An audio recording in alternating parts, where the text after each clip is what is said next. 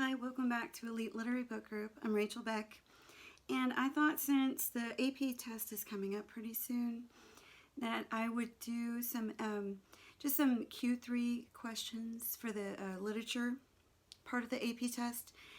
And I have courses, if you're interested, where I go all the way through the book on books like Jude the Obscure, Catcher in the Rye. I've done Their Eyes Are Watching God and The Great Gatsby. And I really just take you all the way through the book and analyze it. But for now, what I'm going to do is a series of Q3 questions where I talk about a novel. It may be a novel I've done on a course and maybe not. I'm going to use Great Expectations. And I know that's not one that is read a lot, but it would really benefit you if you did, because it does go well with a lot of these questions. So it is a big book, but it's a coming of age story. So it's not like Bleak House or David Copperfield or something like that. So I'm also writing a blog, and I have written a blog. I'll put it in the link below, which is sort of similar to what I'm going to say. All right, so let's look at this question. This one is from 2023. In many works of literature, characters choose to reinvent themselves for significant reasons. They may wish to separate a previous identity, gain access to a different community, disguise themselves from hostile forces, or express a more authentic sense of self. Either from your own reading or from the following list, choose a work of fiction, so basically anything with literary merit, and then it asks you to show how the character's reinvention contributes to the interpretation of the work as a whole. So I'm going to use this part where it says to a more authentic self, and kind of show how actually it doesn't for Pip. And so I have to talk about his transformation, but I also have to talk about the meaning of the work as a whole. Okay, so it only really works, this is only going to be doable if I've read the book and I understand the book, and I have to know it pretty well because I'm timed. But I want to think about what is the book about? It's about social class. Pip goes into great expectations. It's almost like a kind of like a fairy tale, rags to riches story. He gets to leave his social class and go to a new class. But notice that I said I'm going to argue against the authentic self, because it doesn't happen that way for Pip. And now I'm making an argument that Pip's reinvention, his great expectations, actually turns out to be a lesson in love and forgiveness, and I'll explain that in a minute. But let me just give you some background. Okay, so it's a Victorian novel. Pip is an orphan, typical of Dickens. He's born into a world that doesn't want him. There's even a little allusion to Darwin's Origins of Species when he's at the gravesite in the very beginning of the book, and he says his 5 brothers who have died in infancy had given up getting a living early in that universal struggle. And that universal struggle is the words of Darwin. And so I know that's, and everybody was reading this at the time. So you see, the more you have a context of these books, the easier it is to come up with something like that. And I would use something like that in the introduction about the social class. But what happens to Pip? Pip is, he's raised by a sister who has a reputation for raising him by hand, and she's so scary that he thinks that the husband Joe must have also been made to marry by hand.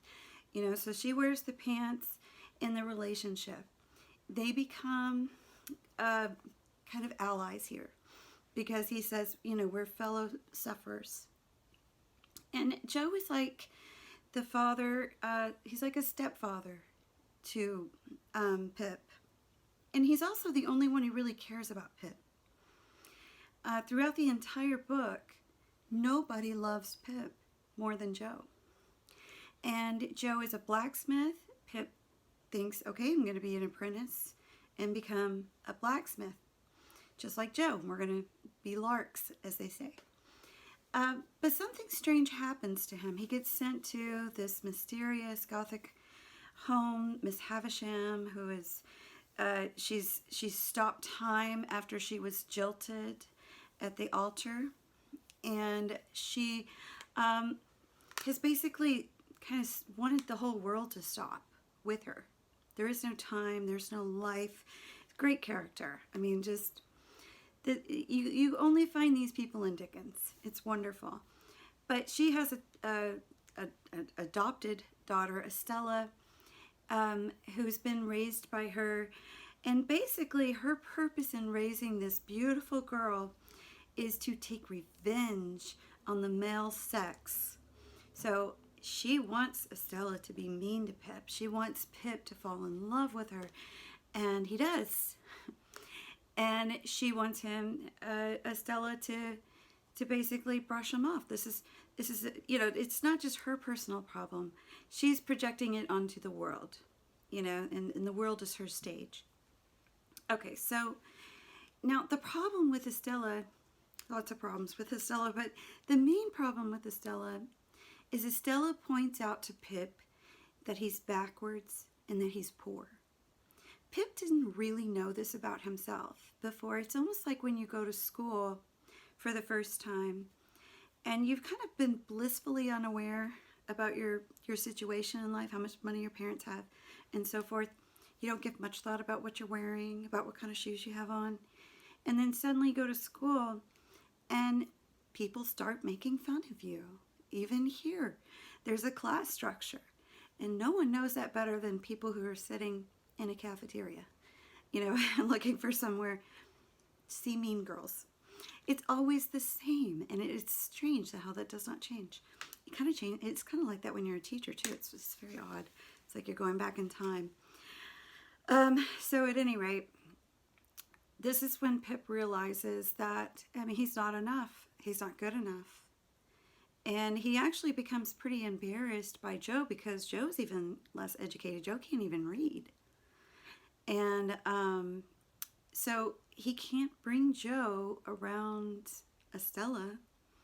And in the meantime, he gets this mysterious benefactor, and they call it he's come into these great expectations, right? He doesn't really know what that entails. It just means now you're going to be a gentleman. But when he becomes a gentleman, remember, this isn't something that he earned. It's not something, it's not like the American dream, something you work for, or this is just something that you have, and you're expected to spend a lot of money so that you can indeed look like a gentleman, that you do the things that gentlemen do. And he also finds that the people in this society are terrible.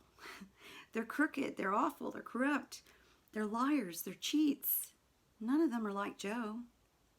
And yet when Joe comes to visit him, Joe also realizes that it's not the same. We're worlds apart now. And Pip is, of course, embarrassed of Joe's manners. He's got, really country manners.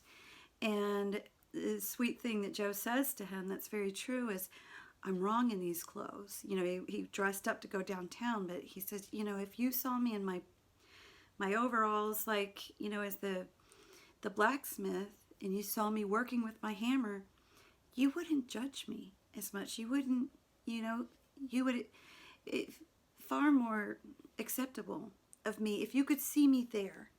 But here, it doesn't work. I can't do it. And see, Joe knows something very,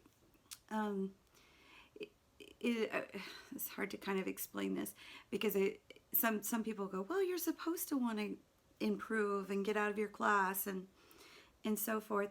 But Joe knows who he is. And Joe is happy with who he is. And in contrast, Pip isn't happy.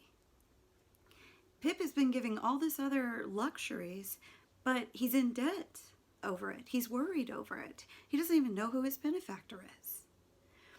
And so all of this kind of unravels, and there's something that Pip says about Joe that he realizes is true. There was a simple dignity in Joe. And that dignity isn't in Pip, because he's not his authentic self. So see how I just went right back to the prompt there? I want to go to the prompt. He reinvented himself, but he's not authentic. He has to fake it. He has to pretend. And you know, he can't get the country out of him. None of us can. You know, I'm from a small town too. And it's your roots. It's who you are.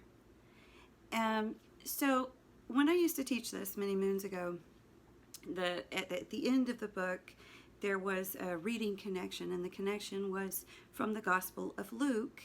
It was the prodigal son. And if you're familiar with the prodigal son, you know, he goes and spends his inheritance. He wants it early. He wastes it. He ends up like, you know, living among pigs. And then it says he came to himself. And that's the most beautiful thing, because you can say that Pip finally came to himself. He realizes he would be better off there and happier there with his father than he would be here. And even I'd be a servant and I would be happier. And so there's a parallel to that story. And Joe is like God the Father in this story. The Father represents God, the Father who takes his son back. And it doesn't just take him back, but celebrates him. And when the brother gets mad and says, well, I didn't get a fatted calf. What about me? I've done everything right. He says, you know what? Your brother was lost and now he's found. And that, you know, is a reason every time to rejoice. And what's interesting about the prodigal son is in your life, you can almost be all three characters. At some point, you could be the prodigal son. At another point, you could feel just like the brother. And then another point, when you get older and have children, you're like the father. See, so these classic stories, it doesn't really matter what it is. What matters is the truth behind the story. And the truth of Pip's journey is that it is a journey back home. That's what his redemption is. That's really what he's looking for all along. Which isn't that similar to a lot of stories like Wizard of Oz and so forth. It's usually always about a journey back home. So in your claim, you would want to say that, like the prodigal son, he lost himself. He had to come to himself. And, you know, the story as a whole, you want to show it as a story of forgiveness. That would be really important. Okay, so that's just, you know, just a brief AP lowdown on that question, on how to answer it. And I have other videos like this. I'm going to try to do some more. And then, of course, I have my courses. So please subscribe, and I'll keep doing this. All right, thanks. Bye.